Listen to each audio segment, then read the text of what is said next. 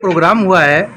आपका, तो इसका प्रोग्राम का क्या लक्ष्य था, क्या उद्देश्य है? देखिए, इस कार्यक्रम का जो अपना दल के नेतृत्व में मानवीय संघ का कार्यक्रम हो रहा है, इसका मुख्य उद्देश्य है कि कैसे इस प्रदेश की और इस देश की सरकारों के लिए निहित है इस बात को कि आप जातिवार जनगणना करा करके हर समाज को उसकी संख्या के अनुपात में शिक्षा, सदन, रोजगार, कमाई, पढ़ाई, लिखाई, इस देश की संपदा और इस देश के अधिकारों में आप उनका अधिकार जो है सुरक्षित कर दें। जी। और ये इसलिए भी ज़रूरी है क्योंकि आए दिन आप देख रहे हैं सड़कों पे जो बहुत ज़्यादा तनाव है वो अपने अधिकारों को लेकर के है, सुरक्षा को लेकर के है, शिक्षा को लेकर के है।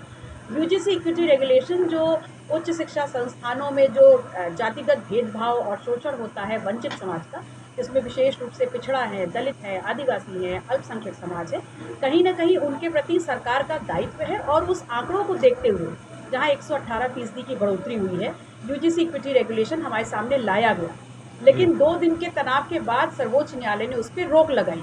ये भारतीय जनता पार्टी की सोची समझी चाल है और सबसे पहले इक्विटी रेगुलेशन ला करके उन्होंने अपने आप को हितैषी साबित किया वंचित समाज का, और फिर उसके बाद अपने ही संगठनों के माध्यम से सड़कों पे तनाव करा करके उसको सर्वोच्च न्यायालय से बैन कराने का काम किया।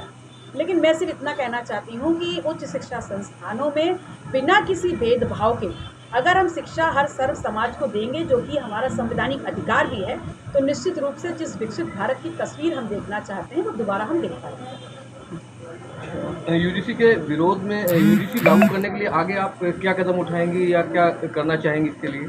देखिए, यूजीसी इक्विटी रेगुलेशन 2026 जो इस देश में आया, अगर आप ग्रामीण क्षेत्रों में, कस्बों में जाएं और जो इस नियम के लागू होने से जो लोग प्रभावित होते हैं, निश्चित तौर पर उस समाज के लोगों को पता ही नहीं है कि यूजीसी इक्विटी रेगुलेशन की गंभीरता क्या है।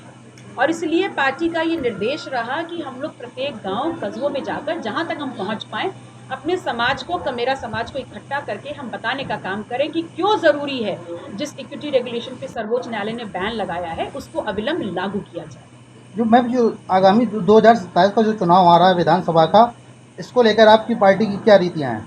देखिए, राजनीतिक पार्टी है तो चुनाव में तो ज़रूर उतरेंगे,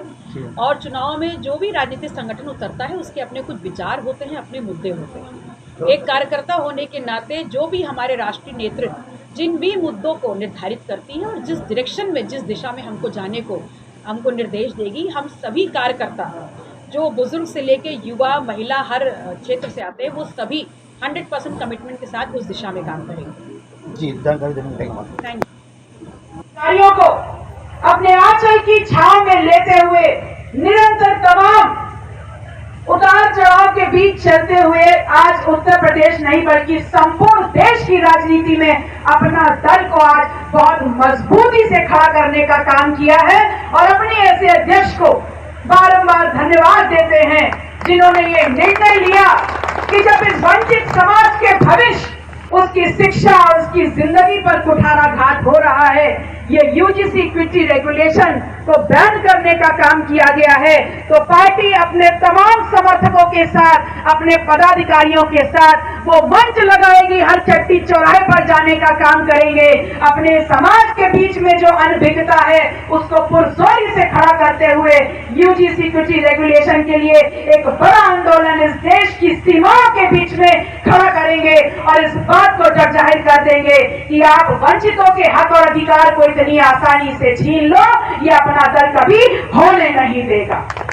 इस मंच पर आसीन राष्ट्रीय महासचिव परम आदरणीय हाफिज मोबिन साहब, प्रदेश कार्यकारिणी जनपद झांसी से चल के आए प्रदेश प्रभारी रवि बराड़ जी,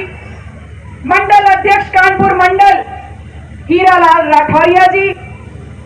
मंडल उपाध्यक्ष एडवोकेट दीपक कटियार जी, मंडल महासचिव और पूर्व कानपुर नगर अध्यक्ष मनीष पटेल जी, इस सभा का संचालन कर रहे मंडल प्रभारी एडवोकेट अभय यादव जी,